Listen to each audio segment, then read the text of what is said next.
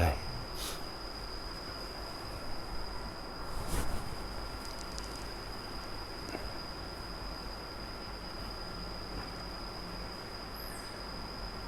พวกที่ต้องการที่สิบวชหรือสิบวชเขาพรรษาหนึ่งก็แล้วแต่หรือตลอดไปก็ตามให้มาพากันมาทองค้ำขานหนักให้มันได้หรือว่าพากันมาได้แล้วแต่สิมานั่นนะก่อนเขาพรรษาครับมาให้มันก่อนเขาพรรษาแล้วก็พากันมาสอบมาคานไว้ต่อถ้าผู้ใดมีความต้องการที่สิบวชบ่ได้มีค่าใส่ใจยังดอกทางที่สิเฮ็ดเอาเองดอกนะครับการบวชกันบ่ได้มีประเภทนี้แบบบานๆนะบ่มีแห่บ่มีเสียหยังละสูตรพามเพิ่มหยังละบ่มีแหละสำหรับผู้ต้องการบวชอยู่ทางใดก็เคลียร์งานเคลียร์หยังแล้วเรียบร้อยก็มาซะผู้สิบวชซี่มื้อนี้บ่แม่นบ่ฮะให้หลวงพี่ปวกมาบวชให้เด้อมาบ่มื้อลงมาบ่นี่บอกกันเด้อให้หลวงพี่ปวกมาบวชนี่ล่ะหน้าพระนี่พักกันคนหัวเจ้าเวลาใดก็เอิ้นกันผู้เคยใส่ชีวิตอยู่รวมกันก็มาเป็นพยานกันก็ได้ตัวใช่ล่ะอยู่ทางฝุ่นละมั้งอดีต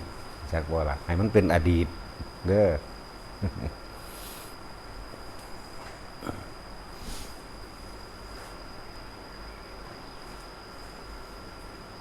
จังว่าผู้ใดมีความต้องการที่สิบวชที่เป็นบวชไว้ให้มันเป็นอุปนิสัยยักน้อยๆก็จะพรรษาหนึ่งนะเลยเนาะ3 เดือนหนึ่งได้พรรษารักษาตนเองภายใน3 เดือนคำว่าพรรษารักษาตัวเองภายใน3 เดือนแล้วนั่นแหละอยู่ในกรอบเลื่อนว่ารักษาตัวเองเพื่อเลื่อนพรรษาไม่ได้ใส่ใจยังดอกหรือผู้สิบวชเอาจริงกะมาเอาตลอดชีวิตแม้จะของเองกับมาแต่สิพูดถึงว่าการบวชนะโดยเอาตรงตามพระวินัยโดยพระธรรมโดยพระวินัยบวชยุไสก็ได้นั้นไม่เป็นเพียงสถานที่แต่ว่าที่จริงแล้วบวชที่ใจนี่ตัวนี้มั่นคงกว่าบวชกายก็อย่างหนึ่งเป็นไปตามพระวินัยเอาพระวินัยคุ้มเจ้าของไว้แต่ว่าตัวมันถึงใจจริงๆก็คือบวชด้วยใจเจ้าของเองบวชด้วยความเห็นทุกข์บวชด้วยความเห็นสาเหตุแห่งทุกข์เห็นความผัดพลากเห็นความลำบากในการใส่ชีวิตคลุกคลีกันทั้งโลกเห็นความแก่งแย่งชิงดีชิงเด่นเห็นความอิจฉาริษยาเห็นความคุยโว้โอ้อวดคมเหงร่างแก่กันนี่เอิ้นว่าบวชด้วยใจบวชด้วยการเห็นทุกข์เห็นความจริงของชีวิตบวชด้วยการเห็นว่าเกิดมาแล้วต้อง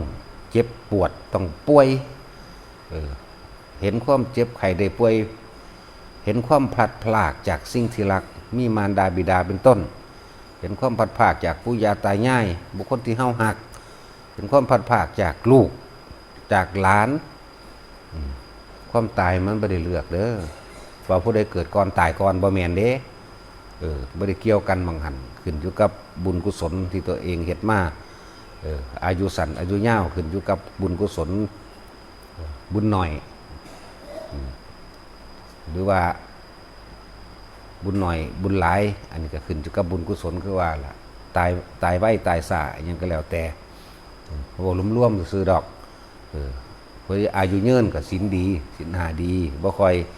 มีโรคภัยไข้เจ็บไข้ได้ป่วยแต่ว่าก็มีเหมือนเดิมบ่แม่นว่าบ่มีเกิดมามีฐานะยากจนก็เพราะว่าเป็นคนบ่ทานเกิดมามีแต่ความพิการมีแต่ความเป็นโรคก็เพราะว่าตัวเองบ่รักษาศีลจังซี่เพิ่นเลยร่วมว่าบุญซื่อเบิดบุญจังซี่ เขาจะร่วมๆซื้อดอก แต่เฮาแยกย่อยให้เข้าใจบวชด้วยใจคือการเห็นความจริงการเห็นความจริงความเกิดขึ้นมาแล้วนี่มีแต่ความเจ็บไข้ได้ป่วยมีแต่ความผัดผากเจ็บปวดข่มเหงรังแกเอาเปรียบเห็นแก่ตัวของภัยของมันโลกนี่เต็มไปด้วยความเห็นแก่ตัวเฮาก็เห็นแก่ตัวเขาก็เห็นแก่ตัวนั่นแหละต่างฝ่ายต่างอยากร่ำอยากรวยกว่าผู้อื่นอยากมีอำนาจอยากให้คนฟังกับของอยากให้ทุกคนทำตามที่ตัวเองคิดนั่นสิอะไรว่าเห็นแก่ตัวทั้งนั้นแหละแต่ว่ามันบ่เป็นใดเป็นไปตามดังที่ตัวเองคิดนะบางที่ก็ร่างแก่เขาบางที่เขาก็ร่างแก่เฮานั่นจังสั้นแล้วซับไปซับมาเห็นบ่นั่นแหละจึงบอกว่าถ้าบวชด้วยใจที่เห็นทุกข์ใจที่เห็นสาเหตุแห่งทุกข์ใจที่เห็นหนทางดับทุกข์ใจที่เห็นที่ทุกข์ดับไปถ้าบวชด้วยใจจังสี่มันอยู่ในความฝึกหัดปฏิบัติมันอยู่ในความเป็นกลางมันประคองความคิดไว้บ่ให้หนีออกจากกายสติปัฏฐานสี่หลักสูตรเฮาลมหายใจก็คือกายในกายหนึ่งเวทนาและในเวทนาไปอีกคืออุเบกขาเวทนาจิตในจิตก็คือสติกำกับจิตหรือใส่จิตเห็นจิตความคิดควบคุมความคิดแต่ว่าควบคุมไว้ในลมหายใจกายเวทนาจิตก็เห็นความจริงในสิ่งทั้งหลายทั้งปวงหาความจริงแล้วยังยืนบ่ได้สิ่งทั้งหลายทั้งปวงคือร่างกายเฮานี่ก็อันนึงหาความจริงแล้วยังยืนอยู่บ่ล่ะเปลี่ยนแปลงไปเดี๋ยวห่อนเดี๋ยวหิวเดี๋ยวหนาวเดี๋ยวปวดหัวปวดแขวปวดแข้งปวดขาเหยียบน้ำโดนมีดบาดตำไม้ตำตอไฟลวกน้ำห่อนลวกคือไฟไหม้หรือไหม้ตกใส่หัวล้วนแล้วแต่เป็นไผ่เห็นไผ่เห็นสารพัดไผ่ในตัวเองนี่เห็นความจริงในตนเองความจริงของผู้อื่นก็บ่ต่างจากตนดอกเหมือนกันเฮาเห็นแก่ตัวเขาก็เห็นแก่ตัวเห็นแก่ตัวของไผ่ของมันเลยแข่งแย่งชิงดีชิงเด่นตีลั่นฟันแท่งขากันธรรมะนี่บ่ได้แบ่งบ่ได้แยกประเทศเด้บ่ได้แบ่งแยกชนชั้นวรรณะกับไผได้ธรรมะนี่เขาว่าธรรมะคือความจริงของทุกชีวิตหิวห้อนหนาวคือกันอยากกินแนวดีๆที่มันมักเหมือนกันแข่งแย่งชิงเหมือนกันนี่บ่แยกคำว่าธรรมะตัวนี้อานิจจังคือความบ่จีรังอย่างยืนของทุกชีวิตสรรพสัตว์สัตว์กับบ่ได้แยกทุกเพราะความอยากนี่เหมือนกันอานิจจังทุกขังไว้ในใจเฮานี่แหละอนัตตาเสื่อมสลายแตกดับวัตถุสิ่งของอื่นแตกดับแก้วแตกขวดแตกแต่ว่าชีวิตเฮาก็ตายเนี่ยนั่นแหละเหมือนกันบ่มีแยกเลยบ่ได้เลือกเลยว่าประเทศใดบ่เกี่ยวกับศาสนาพร้อม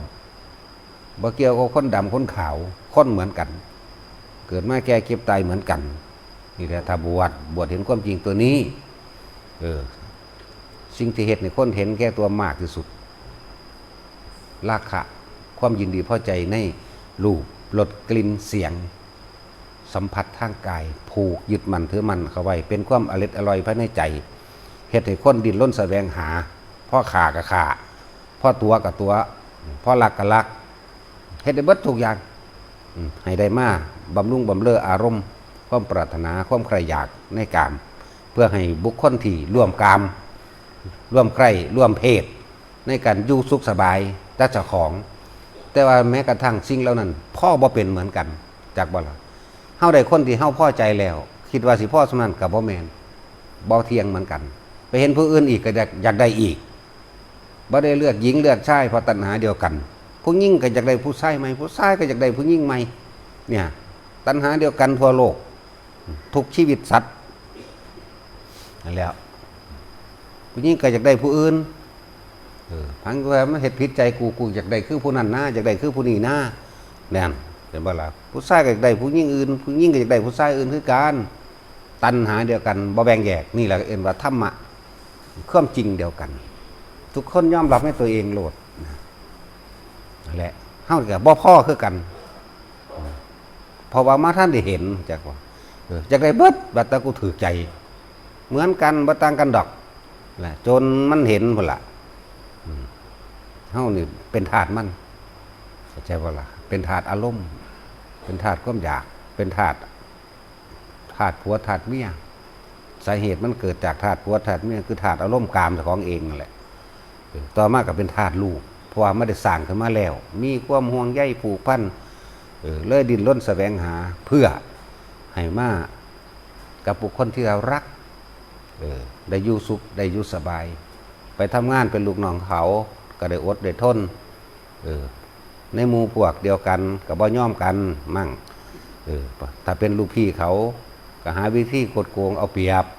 หลายอย่างนี่คือความจริงของโลกนี่คือสัตว์ทั้งหลายนี่เอิ่นว่าโลกสัตว์แปลว่าผู้มีตัณหาคนอยากเกี่ยวของก็ว่าไปนั่นแหละถ้าเราเห็นความจริงอันนี้ได้ก็พยายามมาฝึกหัดคมใจเจ้าของเองบ่ให้มันคิดออกไปทุกทั้งเบิดร่วมตรงที่ความคิดแต่ยุดคิดได้ก็หาทุกบ่ได้บ่มีทุกบ่มีเกิดพร้อม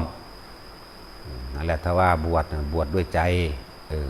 บวชหรือเนกขมะบรรพชาคือการข่มจิตออกจากกามข่มจิตคือข่มคิดบ่ให้มันไปคิดถึงเรื่องเก่าๆคิดถึงของเก่าเบิดละไผก็ดีบ่มีของใหม่นั่นบ่มีผู้ใดมองอนาคตไปได้เหมือนกันกับที่เคยเว้าอยู่ตลอดมีผู้ใดขาดว่าจะเห็นหลวงพ่ออันนี้บ่นี่ในปีนั้นในปีนี้บ่มีและมีแต่คิดถึงของเก่าที่เฮาถนัดเรื่องเก่าเคยผิดกันเรื่องใดเคยมักกันเรื่องใดนี่เรื่องเก่าแล้วก็ปรุงแต่งต่อไปให้มันอยากได้เป็นก็ไปหาเรื่องเก่านั่นแหละ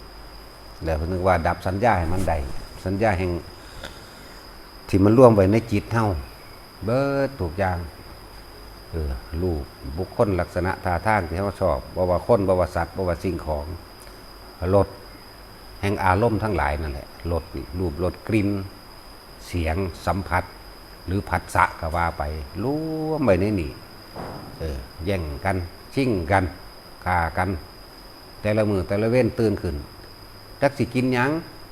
ผู้ผัวก็ว่าโอ้ยเอามาโลดกับผู้เมียไปซื้อก็เลยทำมาแล้วอุ้ยเอามาหยังแนวนี้นะมันมีอยู่ในหันเบิดเด้นี่คือความจริงในทุกชีวิตประจำวันแต่ละคนหาอยู่หากินหาไปมากเดี๋ยวก็ป่วยเข้าโรงพยาบาลรักษากันไปรักษาไปตายทั้งสั้นแล้วบ่ป่วยคนเกิดมาบ่ป่วยบ่มีจักคนดอกป่วยทั้งนั้นรักษากันก็รักษาไปตายหากินไปก็หากินไปตายรวยก็รวยแค่นั้นแหละรวยไปตายจนก็จนไปตายนั่นแหละนี่ให้มองเห็นทุกข์ได้เห็นโลกอันนี้เป็นความทุกข์เด้เป็นก้อนทุกข์ทั้งโลกเป็นก้อนทุกข์ทั้งกายเฮานี่แหละและจังว่าทุกสรรพสิ่งมันอยู่เฉพาะมันเฮาเข้าไปคิดถึงมันปรุงแต่งให้มันจากใดดังใจเฮาเองเฮาเลยเป็นทุกข์เลยดิ้นรนแสวงหากับมันนั่นแหละสาเหตุมันคือความคิดผู้ใดหยุดคิดได้เพิ่นก็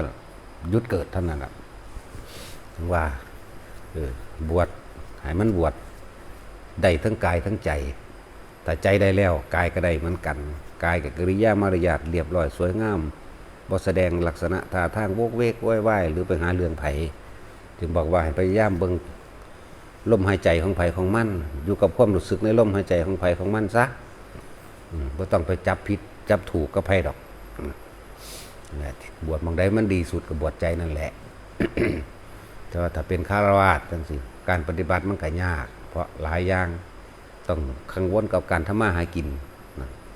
กังวลเด้กังวลกับการใส่ชีวิตรอบข้างเขาก็ว่าให้ความนั่นความนี่